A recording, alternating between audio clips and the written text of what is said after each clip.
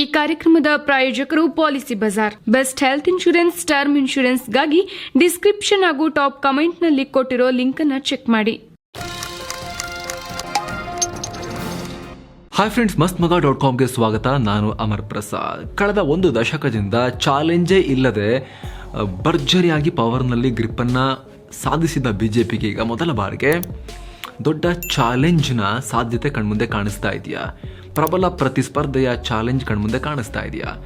2024 ಚುನಾವಣೆಗೆ ಮೋದಿ ಪಾಲಿಗೆ ಈ ಚುನಾವಣೆ ಅಗ್ನಿ ಪರೀಕ್ಷೆಯಾಗುತ್ತಾ? ಈ ರೀತಿಯ ವಿಶ್ಲೇಷಣೆ ರಾಜಕೀಯ ವಲಯದಲ್ಲಿ ಈಗ ಜೋರಾಗಿ ನಡೀತಾ ಇದೆ. ಅದಕ್ಕೆ ಕಾರಣ ಇತ್ತೀಚೆಗೆ ಪ್ರತಿಪಕ್ಷಗಳ ಮೇಲೆ, ಅವರ ನಾಮಾಂಕಿತದ ಮೇಲೆ ಬಿಜೆಪಿ ಮಾಡ್ತಿರೋ ದಾಳಿ ಹಾಗೂ ಟಾರ್ಗೆಟ್ ಮಾಡ್ತಿರೋ ರೀತಿ. ಈಗಾಗಲೇ ತಮ್ಮನ್ನು ತಾವು ಇಂಡಿಯಾ ಅಂತ ಕರ್ಕೊಂಡು, ಅಂದರೆ INDIA ಅಂತ ಕರ್ಕೊಂಡು ಪ್ರತಿಪಕ್ಷಗಳೆಲ್ಲ ನೇಮ್ ಗೇಮ್ ಆಡ್ತಾ ಇವೆ. ಈ ಕಡೆ ಬಿಜೆಪಿ ಈಗಿನಿಂದಲೇ ಅವ್ರ ಮೇಲೆ ಕೌಂಟರ್ ಅಟ್ಯಾಕ್ ಮಾಡ್ತಾ ಇದೆ.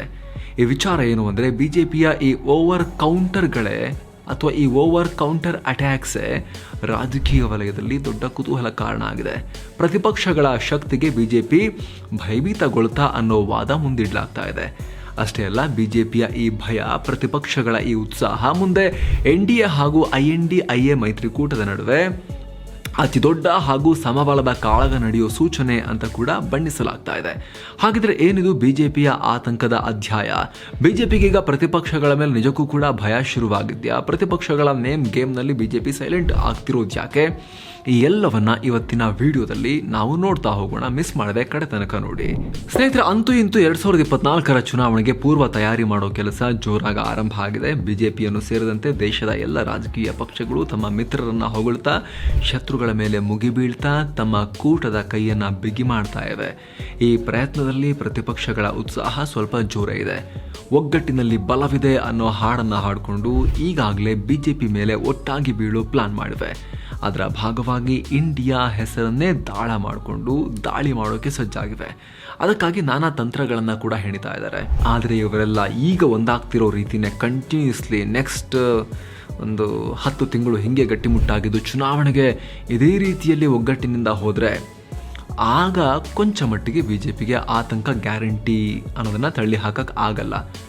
ಅದಕ್ಕಾಗಿ ಈಗ ಮೋದಿಯನ್ನು ಒಳಗೊಂಡಂತೆ ಬಿಜೆಪಿಯ ನಾಯಕರೆಲ್ಲ ವಿರೋಧ ಪಕ್ಷಗಳ ಈ ಒಕ್ಕೂಟದ ವಿರುದ್ಧ ಸಿಕ್ಕಾಪಟ್ಟೆ ಅಗ್ರೆಸಿವ್ ಆಗಿ ಆ್ಯಕ್ಷನ್ ಹೀರೋಗಳಂತೆ ಮುಗಿಬಿದ್ದಿದ್ದಾರೆ.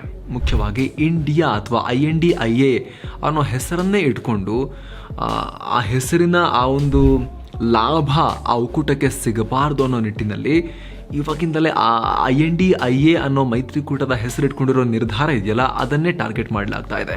ಹಾಗಾದ್ರೆ ಬಿಜೆಪಿ ಇಷ್ಟೊಂದು ರಿಯಾಕ್ಟ್ ಯಾಕೆ ಮಾಡ್ತಾ ಇದೆ? ಇಷ್ಟೊಂದು ಕೆರಳೋಕೆ ಕಾರಣ ಏನು? ಅದು ಗೊತ್ತಾಗಬೇಕು ಅಂದರೆ ನಾವು 2019 ರಾಜಕೀಯ ಪರಿಸ್ಥಿತಿ ಬಗ್ಗೆ ಕೂಡ ಸ್ವಲ್ಪ ತಿಳ್ಕೋಬೇಕು. 2019 ಲೋಕಸಭಾ ಚುನಾವಣೆ ಟೈಮ್ನಲ್ಲೂ 2ನೇ ಬಾರಿಗೆ ಅಧಿಕಾರ ಹಿಡಿಯೋಕೆ ಪ್ರಯತ್ನದಲ್ಲಿದ್ದ ಬಿಜೆಪಿ ತಮ್ಮ ಮಿತ್ರರನ್ನ ಕರ್ಕೊಂಡು ಚುನಾವಣೆಗೆ ಹೋಯಿತು. ಬಿಹಾರ ಹಾಗೂ ಈಶಾನ್ಯ ಭಾರತದಲ್ಲಿ ನೆಲೆ ಹೊಂದಿದ್ದ JDU ಜೊತೆಗೆ ಬಿಜೆಪಿ ಮೈತ್ರಿ ಮಾಡಿಕೊಂಡಿತ್ತು. ಈ ಕಡೆ ಮಹಾರಾಷ್ಟ್ರದಲ್ಲಿ ಎಂದಿನಂತೆ ತನ್ನ ಆಲ್ ವೆದರ್ ಅಲೈ ಅಥವಾ ಸಾರ್ವಕಾಲಿಕ ಮಿತ್ರ ಅಥವಾ ಸ್ವಾಭಾವಿಕ ಗೆಳೆಯ ಶಿವಸೇನೆಯೊಂದಿಗೆ ಮೈತ್ರಿ ಮಾಡಿಕೊಂಡಿತ್ತು. ಶಿರೋಮಣಿ ಅಕಾಲಿ ದಳದೊಂದಿಗೆ ಅಲ್ಲೂ ಕೂಡ ಅಲಯನ್ಸ್ ಇತ್ತು. ಹೀಗೆ ದೊಡ್ಡ ದೊಡ್ಡ ಪಾರ್ಟಿಗಳ ಹಿಂಡು ಕಟ್ಟಿ ಚುನಾವಣೆಗೆ ಹಾರಿದ್ದ ಬಿಜೆಪಿ ಅಭೂತಪೂರ್ವ ಗೆಲುವನ್ನು ಕೂಡ ಕಾಣ್ತು.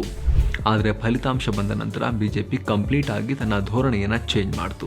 ಸರ್ಕಾರ ರಚನೆ ಆದಮೇಲೆ ದೊಡ್ಡ ದೊಡ್ಡ ನಿರ್ಧಾರಗಳನ್ನು ತೆಗೆದುಕೊಳ್ತಾ ಹೋಯಿತು. ಮೈತ್ರಿಕೂಟದ ಇತರ ಸದಸ್ಯರಿಗೆ ಜಾಸ್ತಿ ಬಗ್ಗದೆ ಏಕಮೇವ ಬಲಿಷ್ಠ ಕುದುರೆ ರೀತಿಯಲ್ಲಿ ಒಬ್ಬಂಟಿಯಾಗಿ ಹೆಜ್ಜೆ ಹಾಕ್ತಾ ಹೋಯಿತು. ಹೆಸರಿಗೆ ಅಲಯನ್ಸ್ನಲ್ಲಿ ಇದಾರಲ್ಲ ಅಂತ ಒಂದೊಂದು ಮಂತ್ರಿಗಿರಿ ಕೂಡ ಕೊಡಲಾಯಿತು ಅಷ್ಟೇ. ಅದು ಬಿಟ್ಟರೆ ಬಹಳ ಕಿಮ್ಮತ್ತೇನು ಸರ್ಕಾರದಲ್ಲಿ ಇರಲಿಲ್ಲ.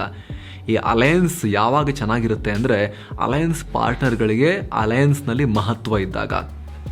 ಪೂರ್ಣ ಬಹುಮತ ಇರಬಾರ್ದು, ಬಹುಮತಕ್ಕೆ ಹತ್ತಿರ ಅಥವಾ ಬಹಳ ಹಿಂದೆ ಇರಬೇಕು ಮುಖ್ಯ ಪಕ್ಷ ಅಥವಾ ಅಲಯನ್ಸ್ನ ಮೇಜರ್ ಪಾರ್ಟಿ ಕಾಂಗ್ರೆಸ್ ಬಿಜೆಪಿನೂ ಆ ಥರ ಇದ್ದಾಗ, ಈ ಅಲಯನ್ಸ್ಗಳ ಬೆಂಬಲದಿಂದಲೇ ಸರ್ಕಾರ ನಡೀತಿದೆ ಅಂತಿದ್ದಾಗ ಕೊಡೋಕೆ ಅವ್ರಿಗೂ ಕೂಡ ಅನಿವಾರ್ಯತೆ ಇರುತ್ತೆ, ಇವ್ರಿಗೂ ಕೂಡ ಕೇಳೋಕೆ ಒಂದು ರೀತಿ ದಮ್ಮಿರುತ್ತೆ, ತೆಗೆದುಕೊಳ್ಳುವಿಕೆ ಚೆನ್ನಾಗಿರುತ್ತೆ.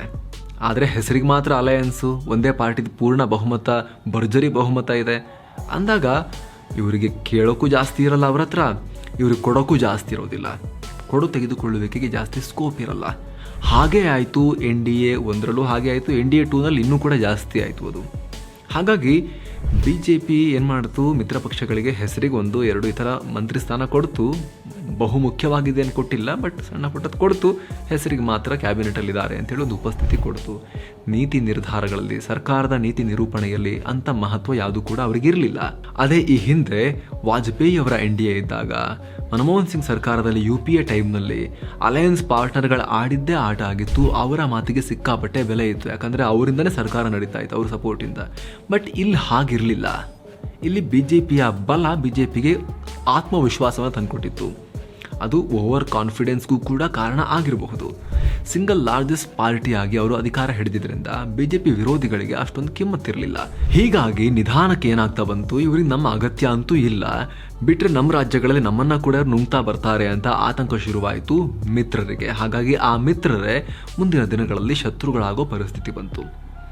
ಇದನ್ನು ರಾಜಕೀಯ ತಂತ್ರಗಾರಿಕೆ ಅಂತಿರೋ, ಅಥವಾ ಇದೇ ರಾಜಕೀಯ ಅಂತಿರೋ, ಅಥವಾ BJPಯ ಬಲ ಅಂತಿರೋ, ಅಥವಾ ಸಮಯ ಪ್ರಜ್ಞೆ ಅಂತಿರೋ, ಅಥವಾ ಸಮಯ ಸಾಧಕತನ ಅಂತಿರೋ, ಅವಕಾಶವಾದ ಅಂತಿರೋ, ವಿಸ್ತರಣಾವಾದರಿ ಅಂತಿರೋ, ಅದು ನಿಮಗೆ ಬಿಟ್ಟಿದ್ದು.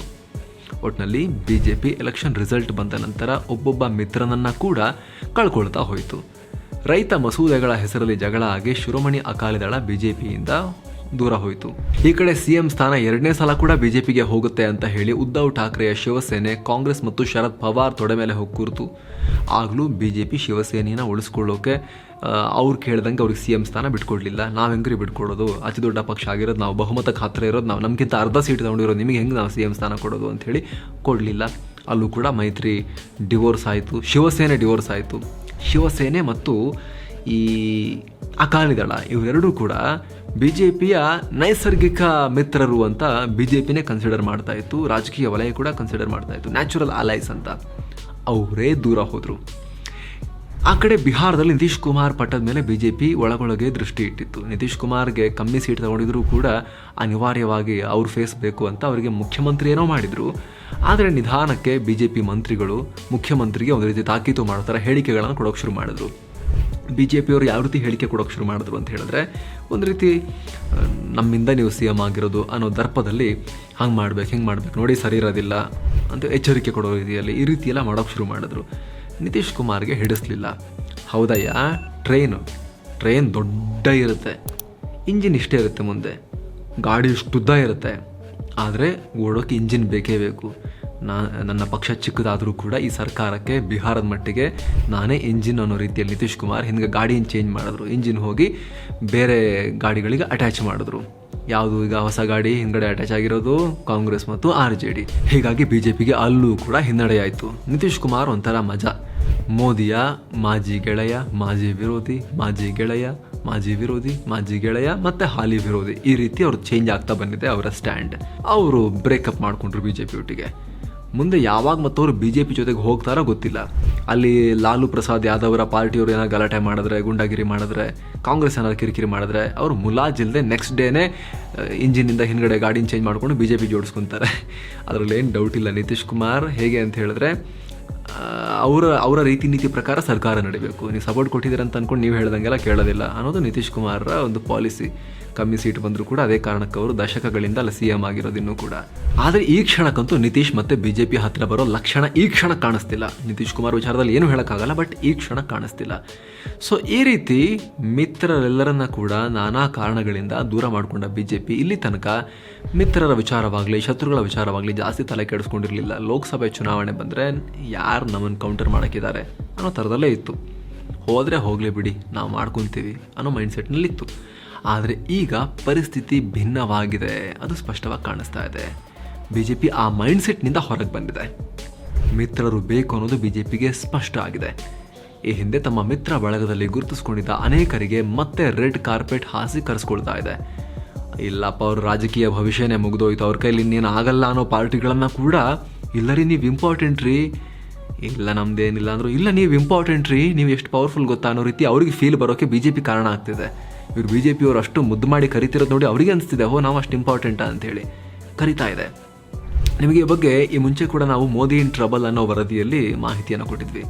ಅಕಾಲಿದಳ ಚಂದ್ರಬಾಬು ನಾಯ್ಡು ಅವರ ತೆಲುಗು ದೇಶಂ ಪಾರ್ಟಿ, ಈ ರೀತಿ ಅನೇಕ ಮಾಜಿ ಮಿತ್ರರು, ಸೌದು ಹೋಗಿರೋ ಮಿತ್ರರನ್ನ ಕೂಡ, ಸಣ್ಣ ಪುಟ್ಟ ಪಕ್ಷಗಳನ್ನು ಕೂಡ ಮತ್ತೆ ನೀವು ಬಹಳ ಮುಖ್ಯರು, ನೀವು ಇಂಪಾರ್ಟೆಂಟ್ ನೀವು ಅಂಥೇಳಿ BJP ಹತ್ರಕ್ಕೆ ಸೇರಿಸ್ಕೊಳ್ತಿದೆ, ಬನ್ನಿ ಅಲಯನ್ಸ್ ಮಾಡೋಣ ಅಂಥೇಳಿ. ಜೊತೆಗೆ ಅಷ್ಟಕ್ಕೆ ಸುಮ್ಮನೆ ಕೂಡ ಆಗ್ತಾ ಇಲ್ಲ, ಪ್ರತಿಪಕ್ಷಗಳ ಮೇಲೂ ಕೂಡ ಮುಗಿಬಿದ್ದಿದ್ದಾರೆ. ಮೋದಿಯಿಂದ BJP ಎಂಪಿಗಳ ತನಕ INDIA ನಾಮಾಂಕಿತದ ಮೇಲೆ ಮುಗಿಬೀಳ್ತಾ ಇದೆ ಕಮಲ ಪಡೆ.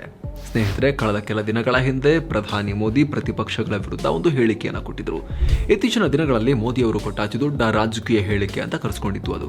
ಪ್ರತಿಪಕ್ಷಗಳ ವಿರುದ್ಧ ಮಾತನಾಡುವಾಗ INDIA ಅಥವಾ ಇಂಡಿಯಾ ಜೋಡಿಸಿ ಹೋದಾಗ ಇದನ್ನು ಉಲ್ಲೇಖಿಸಿದ್ದ ಮೋದಿ, ಇಂಡಿಯಾ ಅಂತ ಹೆಸರನ್ನ ಇಟ್ಕೊಂಡ್ರೆ ಏನು ಪ್ರಯೋಜನ ಆಗಲ್ಲ, ಉಗ್ರ ಸಂಘಟನೆಗಳು ಕೂಡ ಅವರ ಹಿತಾಸಕ್ತಿಗೋಸ್ಕರ ಸೇರಿಸ್ಕೋತಾರೆ, ಇಂಡಿಯಾ ಅಂತ ಸೇರಿಸ್ಕೋತಾರೆ. Popular Front of India, Indian Mujahideen ಅವರೆಲ್ಲ ಸೇರಿಸ್ಕೊಂಡಿಲ್ವಾ?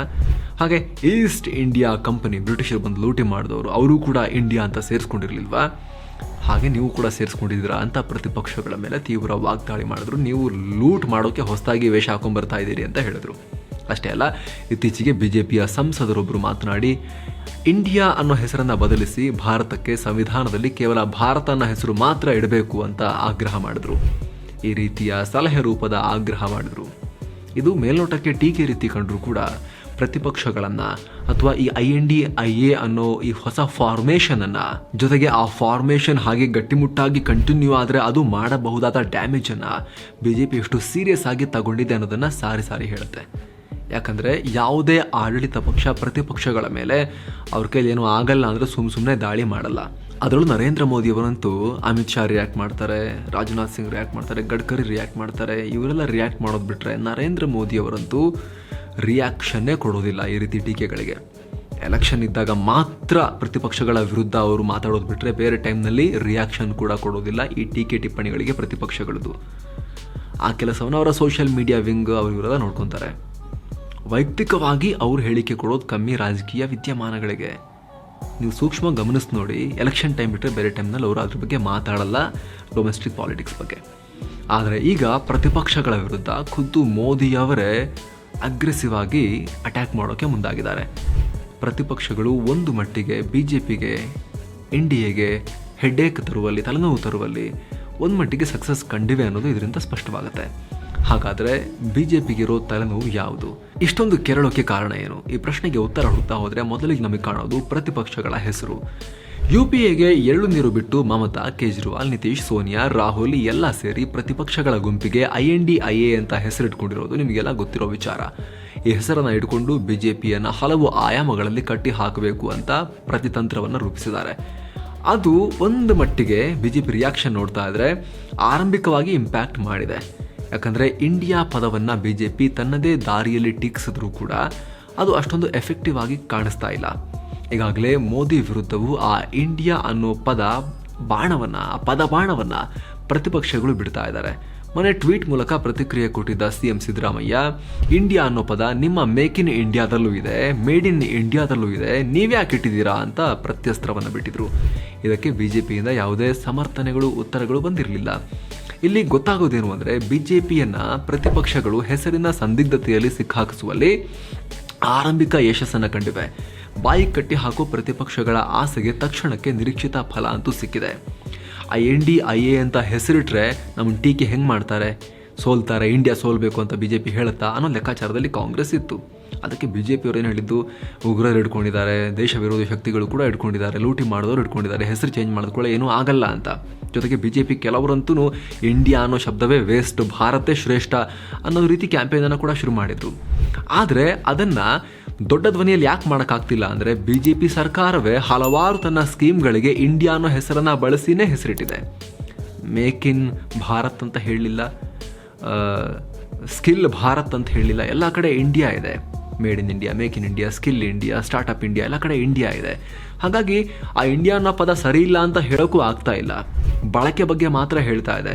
ಜೊತೆಗೆ BJP ಈಗ ಏನು ಹೇಳ್ತಾ ಇದೆ ಅಂತ ಹೇಳಿದ್ರೆ, ನೀವು ಏನಾದರೂ ಹೆಸರಿಟ್ಕೊಳ್ಳಿ, ನಾವು ಕರೆಯೋದು UPA ಅಂತಾನೆ, ನಾವು ಇಂಡಿಯಾ ಅಂತ ಕರೆಯಲ್ಲ, UPA ಅಂತಾನೆ ಸಂಬೋಧಿಸ್ತೀವಿ ನಿಮಗೆ ಅನ್ನೋ ಒಂದು ಸ್ಟ್ರಾಟಜಿಯನ್ನು BJP ಮಾಡ್ತಾ ಇದೆ. ಆ ಮಟ್ಟಿಗೆ ಇಕ್ಕಟ್ಟಿಗೆ ಸಿಲುಕಿರೋದಂತೂ ಸತ್ಯ. ಏನೋ BJPಗೆ ಇಂಡಿಯಾ ಕೂಟದ ಮೇಲಿರೋ ಇನ್ನೊಂದು ಟೆನ್ಷನ್ ಅಂದರೆ ಅದು ಅವರ ಬಲ. ನೀವಿಲ್ಲಿ ಕೇಳ್ಬೋದು, BJP ಒಂದು ಪಾರ್ಟಿನೇ, ಸಿಂಗಲ್ ಪಾರ್ಟಿನೇ ಎಲ್ಲ ವಿರೋಧಿಗಳಿಗಿಂತಲೂ ಸಿಕ್ಕಾಪಟ್ಟೆ ಡಬಲ್ಗಿಂತ ಜಾಸ್ತಿ ಸ್ಥಾನವನ್ನು ಹೊಂದಿದೆಯಲ್ಲ ಅಂತ, ಇನ್ಯಾವ ಟೆನ್ಷನ್ ಅಂತ. ಅದು ನಿಜ. ಇಡೀ ಇಂಡಿಯಾ ಮೈತ್ರಿಕೂಟದ ಒಟ್ಟು ಬಲವೆಲ್ಲವೂ ಲೋಕಸಭೆಯಲ್ಲಿ ಬಿಜೆಪಿಗಿಂತಲೂ ಕಮ್ಮಿ ಇದೆ. ಇಂಡಿಯಾ ಮೈತ್ರಿಕೂಟದ ಹತ್ತಿರ ಇರೋದು 141 ಸೀಟ್, ಆದರೆ ಬಿಜೆಪಿ ಸಿಂಗಲ್ ಪಾರ್ಟಿನೇ ಡಬಲ್ಗಿಂತಲೂ ಜಾಸ್ತಿ 301 ಸೀಟ್ ಇದೆ. ಆದರೆ ಕಳೆದ ಬಾರಿಯ ಟ್ರೆಂಡ್ ಈ ಬಾರಿಯೂ ಇರುತ್ತೆ ಅನ್ನೋದನ್ನ ಊಹೆ ಮಾಡೋಕ್ಕಾಗಲ್ಲ. ಅದರಲ್ಲೂ ಈ ಹಿಂದೆ ಕಮಲಕ್ಕೆ ದಳಗಳಾಗಿ ನಿಂತಿದ್ದ ಅಕಾಲಿ ದಳ, ಯುನೈಟೆಡ್ ಜನತಾ ದಳ, JDU ಈಗ NDAನಲ್ಲಿಲ್ಲ, ಶಿವಸೇನೆ ಕೂಡ ಇಲ್ಲ. ಕೆಲವರು ತಟಸ್ಥರಾಗಿದ್ದಾರೆ ಮತ್ತು ಕೆಲವರು ಪ್ರತಿಪಕ್ಷಗಳ ಕುದುರೆ ಏರ್ಕೊಂಡು ಬಿಜೆಪಿ ವಿರುದ್ಧವೇ ಬಾಣ ಬಿಡ್ತಾ ಇದ್ದಾರೆ. ಬಿಲ್ ಹಿಡ್ಕೊಂಡು ಬಾಣ ಬಿಡ್ತಾ ಇದ್ದಾರೆ. ಇನ್ನು ಕಳೆದ ಬಾರಿ ಬಿಜೆಪಿಗಿದ್ದ ದೊಡ್ಡ ಪ್ಲಸ್ ಪಾಯಿಂಟ್ ಅಂದರೆ ಕಾಂಗ್ರೆಸ್ ಹಾಗೂ ಇನ್ನಿತರ ಪ್ರತಿಪಕ್ಷಗಳು ಆಗ ಒಗ್ಗಟ್ಟಾಗಿರಲಿಲ್ಲ, ಚೆಲ್ಲಾಪಿಲ್ಲಿಯಾಗಿ ಹರಿದು ಹಂಚಿ ಹೋಗಿದ್ರು. ಆವಾಗ ಮಹಾಗಠಬಂಧನ ವರ್ಕ್ ಆಗಿರಲಿಲ್ಲ, ಅವಾಗಲೂ ಕೂಡ ಟ್ರೈ ಮಾಡಿದ್ರು. ಆದರೆ ಈ ಕ್ಷಣಕ್ಕೆ ಬಹಳ ತ್ಯಾಗಗಳಿಗೆಲ್ಲ ರೆಡಿಯಾಗಿ, ಸೀಟ್ ಹಂಚಿಕೆ ವಿಚಾರದಲ್ಲೆಲ್ಲ ಕಾಂಪ್ರಮೈಸಿಗೆ ಎಲ್ಲರೂ ಕೂಡ ರೆಡಿಯಾಗಿ ಒಟ್ಟಾಗ್ತಾ ಇದ್ದಾರೆ. ಈ ಕಾರಣದಿಂದ ಬಿಜೆಪಿ ನಿರೀಕ್ಷೆ ಏನಾಗಿತ್ತು ಅಂದರೆ ಇವರು ಸುಮ್ಮನೆ ಹೇಳ್ತಾರೆ, ಮೀಟಿಂಗ್ ಮಾಡ್ತಾರೆ, ಅವರವರೇ ಜಗಳ ಆಡ್ಕೊಂಡು ಒಡೆದು ಹೋಗ್ತಾರೆ ಅಂತ ಬಿಜೆಪಿ ನಿರೀಕ್ಷೆ ಮಾಡಿತ್ತು. ಆದರೆ ಈ ಸಲ ಇನ್ನೂ ಟೈಮ್ ಇದೆ. ಗಲಾಟೆ,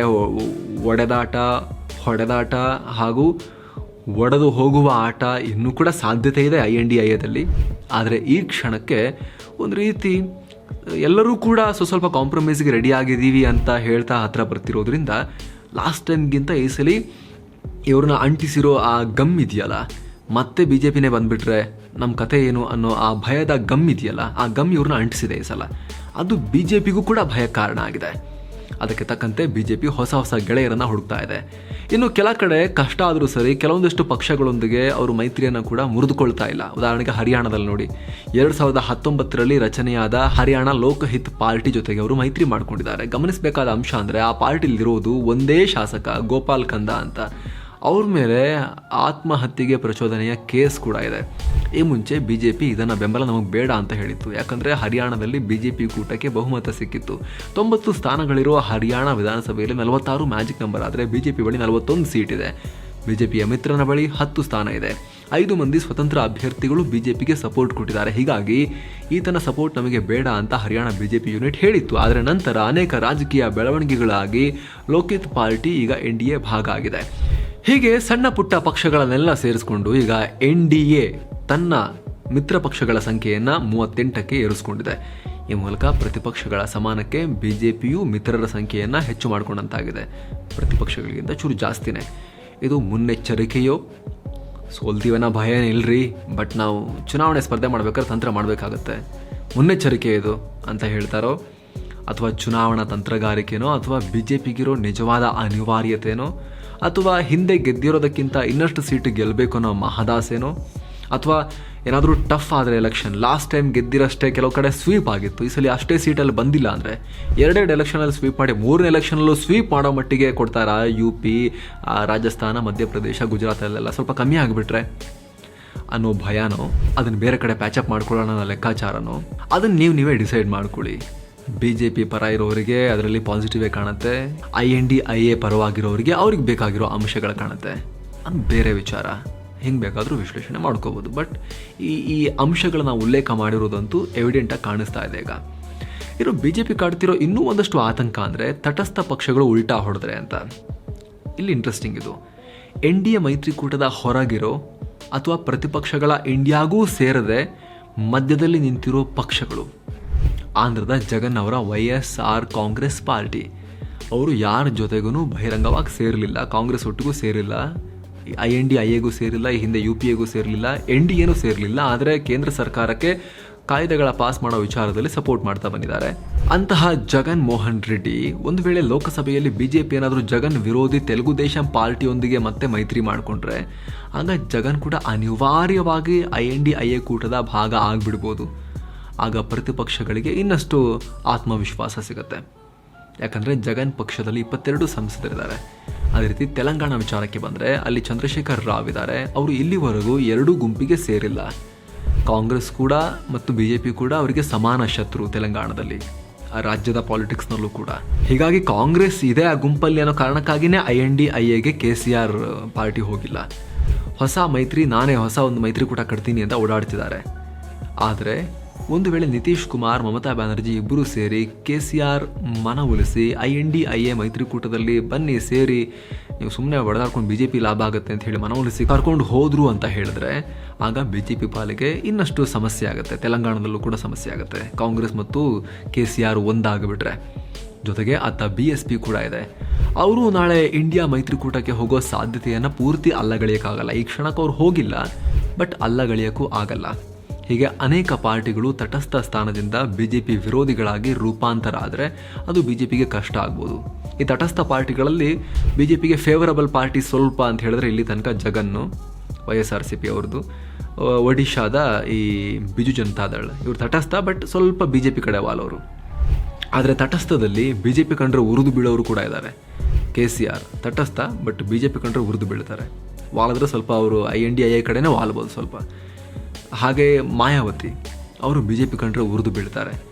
ಅಥವಾ ಕೇಸ್ ಗೀಸ್ ಅಂತ ಸ್ವಲ್ಪ ಅವ್ರಿಗೆ BJP ಬಗ್ಗೆ ಭಯ ಬಂದಿದ್ರೂ ಕೂಡ ಈಗ ಒಂದು ವೇಳೆ ತೀರಾ BJP ಜೊತೆಗೆ ಹೋಗೋಕೆ ಅವ್ರಿಗೆ ಆಗಲ್ಲ, ಆ ರೀತಿ ವಾತಾವರಣ ಇದೆ. ಸೊ ಈ ರೀತಿಯ ಪರಿಸ್ಥಿತಿ ಇದೆ ಅತಂತ್ರ ಅಥವಾ ಮಧ್ಯದಲ್ಲಿ ಇರೋರ್ಗೂ ಕೂಡ. ಇನ್ನುಳಿದಂತೆ ಈ INDIA ಅಥವಾ ಪ್ರತಿಪಕ್ಷಗಳ ಒಕ್ಕೂಟ ಮೋದಿ ಸರ್ಕಾರದ ವಿರುದ್ಧ ಸಾಕಷ್ಟು ಅಸ್ತ್ರಗಳನ್ನು ಕೂಡ ಈಗ ಕತ್ತಿ ಮಸ್ತು ರೆಡಿ ಮಾಡ್ಕೊಳ್ತಿದ್ದಾರೆ. ಒಂದು ಮತೀಯ ಗಲಭೆಗಳ ಆರೋಪ, ಬೆಲೆ ಏರಿಕೆ ಆರೋಪ, ನಿರುದ್ಯೋಗದ ಆರೋಪ, 2 ಕೋಟಿ ಜಾಬ್ಸ್ ಕೊಡ್ತೀವಿ ಅಂತ ಹೇಳಿ ಕೊಟ್ಟಿಲ್ಲ ಅನ್ನೋ ಆರೋಪ, ಇದೆಲ್ಲವನ್ನು INDIA ಮೈತ್ರಿಕೂಟ ಸಾಣೆ ಹಿಡಿದು ತಮ್ಮ ಅಸ್ತ್ರವನ್ನು ಚೂಪ್ ಮಾಡ್ಕೊಳ್ತಿದ್ದಾರೆ. ಜೊತೆಗೆ 10 ವರ್ಷಗಳ ಕಾಲ ಒಂದೇ ಪಕ್ಷದ ಆಡಳಿತ ಇದ್ದಿದ್ದರಿಂದ BJP ವಿರುದ್ಧ ಆಡಳಿತ ವಿರೋಧಿ ಅಲೆಯನ್ನು ಕ್ರಿಯೇಟ್ ಮಾಡೋಕ್ಕೂ ಈ ಎಲ್ಲ ಅಂಶಗಳನ್ನು ಎಫೆಕ್ಟಿವ್ ಆಗಿ ಬಳಸ್ಕೊಳ್ಳೋಕೆ ಸ್ಟ್ರಾಟಜಿ ಮಾಡ್ತಾ ಇದ್ದಾರೆ. ಎಲ್ಲ ಆಯ್ಕೆಗಳು ಪ್ರತಿಪಕ್ಷಗಳ ಪರ ಇರೋದ್ರಿಂದ ಇಲ್ಲಿ BJPಗೆ ಇದು ಸಂಕಷ್ಟ ತಂದಿಡಬಹುದು, BJPಗೆ ಇದು ಚಾಲೆಂಜನ್ನು ಒಡ್ಡಬಹುದು ಅಂತ ವಿಶ್ಲೇಷಣೆ ಮಾಡಲಾಗ್ತಾ ಇದೆ. ಆದರೆ BJP ಕೂಡ ಇದಕ್ಕೆ ಅನೇಕ ಪ್ರತಿತಂತ್ರಗಳನ್ನು ಹೆಣಿತಾ ಇದೆ. ಆರ್ಥಿಕತೆ ಹೆಸರಲ್ಲಿ ಹಾಗೂ ತನ್ನದೇ ರಾಜಕೀಯ ನಡೆಯಲ್ಲಿ ಚೆಕ್ಮೇಟ್ ಇಡೋಕೆ ಪ್ರಯತ್ನ ಮಾಡ್ತಾ ಇದೆ. ಆ ಬಗ್ಗೆ ನಾವು ಶೀಘ್ರದಲ್ಲೇ BJPಯ ಕೌಂಟರ್ ಸ್ಟ್ರಾಟಜೀಸ್ ಏನು, BJP 2024 ಚುನಾವಣೆಗೆ ಹೋಗಬೇಕಾದ್ರೆ ಯಾವ ಯಾವ ಅಸ್ತ್ರಗಳನ್ನು ಇಟ್ಕೊಂಡು ಹೋಗುತ್ತೆ ಮತ್ತು ಮುಖ್ಯವಾಗಿ BJP ಬಳಸೋ ಆ ಬ್ರಹ್ಮಾಸ್ತ್ರ ಯಾವುದು, ಅದರ ಕೌಂಟರ್ ಸ್ಟ್ರಾಟಜಿ ಏನು, ಅದನ್ನು ಇನ್ನೊಂದು ವಿಡಿಯೋದಲ್ಲಿ ಇನ್ನೊಂದು ವರದಿಯಲ್ಲಿ ನಾವು ಡಿಸ್ಕಸ್ ಮಾಡೋಣ. Thank you so much. ಮತ್ತೆ ಭೇಟಿ ಆಗ್ತಿರೋಣ. ನಮಸ್ತೆ.